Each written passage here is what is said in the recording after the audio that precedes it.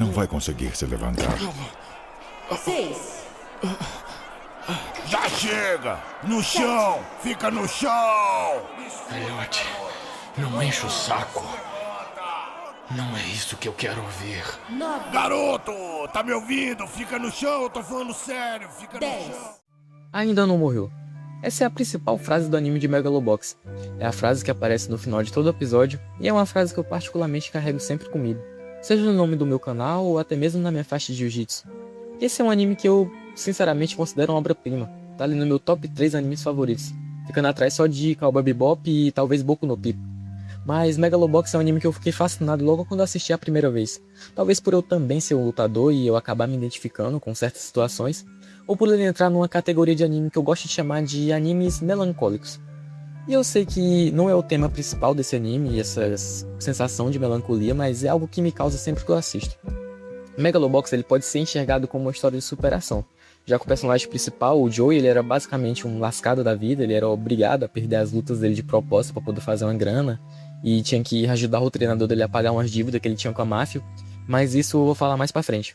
Mas eu sinto que também dá pra tirar algumas outras lições desse anime, além dessa história de superação. E é sobre isso que eu vou falar no vídeo de hoje. Ao longo do anime, o Joey também vai ser chamado de outra forma, de Gearless Joey ou Joey sem Gear. Porque no mundo de Megalobox, as lutas de boxe não são como elas são hoje em dia. Os atletas usam exoesqueletos mecânicos para poder lutar.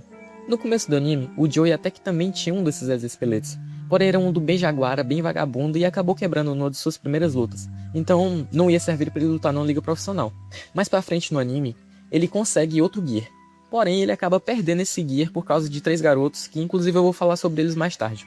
Porém, depois de todas as situações, ele acaba percebendo que é melhor ele lutar sem um Gear.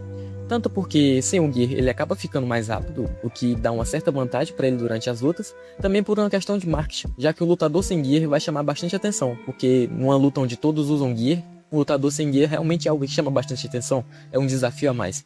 Mas por que eu chamei esse tópico? Eu chamei esse tópico porque eu queria dar um exemplo de uma seguinte situação. Pensa aí você, eu tenho certeza que isso já aconteceu com você. Você tinha um projeto, ou um plano em mente, algo que você pensava que ia ser algo muito grandioso e que você tinha tudo para pôr em prática. Mas às vezes faltava um detalhe, faltava alguma coisa. E você pensava, eu vou desistir desse projeto. Ou então eu nem vou começar esse projeto porque tá faltando essa coisa. E por que eu chamei esse exemplo? É porque é só você observar toda essa situação do anime. O Joey, ele não tinha nada. Na verdade, ele tinha menos do que nada. E mesmo assim, ele foi lá e ele fez. Ele não tinha nem o Gear, que era o principal para poder lutar. Mas mesmo assim, ele tentou e ele conseguiu. E o que eu quero dizer com isso? É que muitas vezes na vida, a gente não pode se apegar a esses meros detalhes. A gente tem que ir e a gente tem que tentar.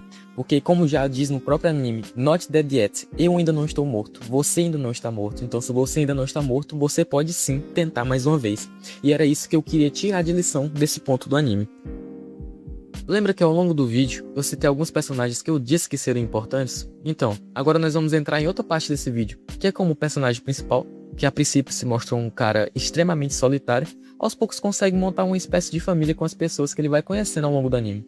O primeiro que eu quero falar é o que já aparece desde o começo do anime, desde o primeiro episódio, que é o treinador dele, o Nambu, que no começo ele se mostra um personagem extremamente irresponsável, um velho bêbado cheio de dívidas, que fazia o Joey armar suas lutas para poder pagar essa dívida, que inclusive ele só teve a ideia de pôr o Joey na liga profissional para conseguir o dinheiro para pagar essa dívida gigantesca que ele tinha. Mas aos poucos a gente vai ver que ele não é esse personagem horrível, que na verdade ele só é um cara que tá afundado em problemas, e no fundo a gente vai até que simpatizando com ele de certa forma, ele é um personagem que eu gosto bastante. E outros personagens que eu também quero citar são 3 garotos, que a princípio são apresentados como ladrões de rua, né? Eles roubam várias coisas para poder sobreviver e também para trocar por bala, eles são viciados em trocar bala numa loja. E o Joe ele vai conhecer eles nessa loja e vai rolar toda uma confusão por conta que o dono de lá é um pilantra. E no fim o Joe ele vai acabar simpatizando com esses 3 garotos e meio que vai trazer eles pro grupo. E ao longo do anime, realmente vai se construir uma relação como se eles fossem uma família extremamente disfuncional, porém uma família.